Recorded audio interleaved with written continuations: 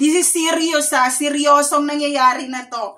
So, ito yung natira na pearl ko and nawala yung tatlong pearl ko and totoong pearl yun. Hindi yun perlan lang. Ganyan. So, totoo siya. So, ito na lang natira kasi baka mawala pa. Diba? So, ayoko ng gulo and asawa kong bumili nito. So, kayo ang maghusga. Totoong pearl to. Hindi to fake. Galing pa to sa ibang bansa and meron tong resibo.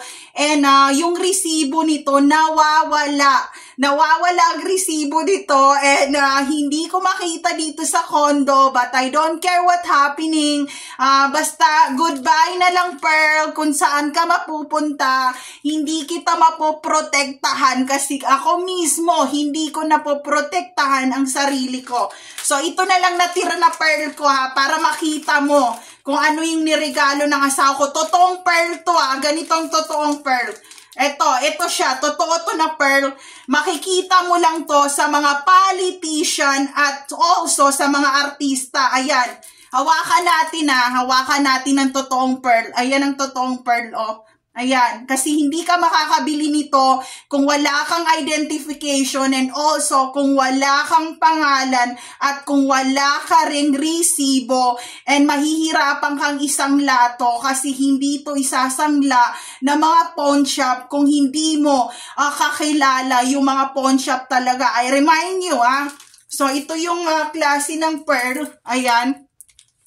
Makikita mo lang to sa mga politician and ang asawa ko ang nagbigay nito. So, totoo to. Hawakan nyo. Hindi to fake. Ayan. So, ang nangyari, ito pa yung isa pang pearl na maliit. Ayan. Totoo rin to. Ayan. Makikita mo yan. The magnet yan. So, ito yung mga kayamanan ko na natira sa akin na nawalan ako ng asawa at anak sa mga panahon na to. So, ito. Pagmasdan mo to. Totoong pearl din to. Tas yung isang ganito na pearl, eto na lang natira. Napigtas siya. Ayan, napigtas siya. Wala nang natira na pearl. Ayan, tapos yung bracelet na pearl na tatlong ganyan, nawala na siya. Nawala na. So, meron ba tayong pearl dito? Itong pearl na to, itong pearl na to na ganyan, totoong pearl to. Pag nilagay dito, mapapansin ka ng buong mundo kasi totoo to, hindi to fake. Tapos, ito namang pearl na to, meron siyang diamond. May diamond to. Sandali lang ah.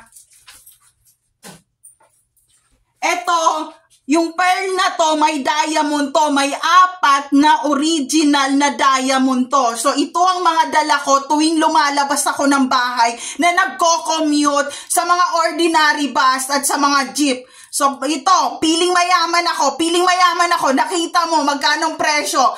Di ba nag-comment ka sa video ko na piling mayaman ako? Bakit mo nasabing piling mayaman ako? 3 pearl kong nawala plus mga diamond ko and mga alahas ko, tapos sabihin mong piling mayaman ako.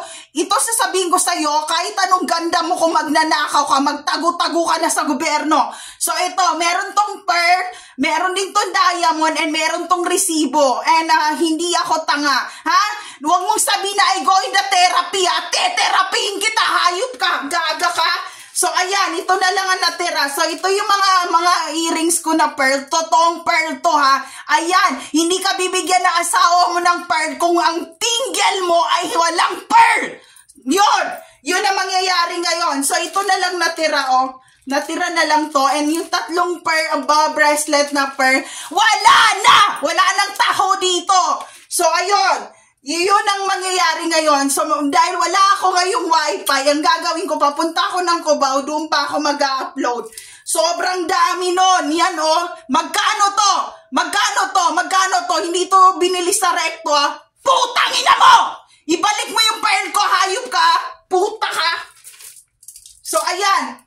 Ayan, totoong pearl yan, oh. Mayabang ako. Mayabang ako. Magkanong kilo ng pearl ng ginto ng diamond ko? Puta ka! Balik mo yon! Kaga ka!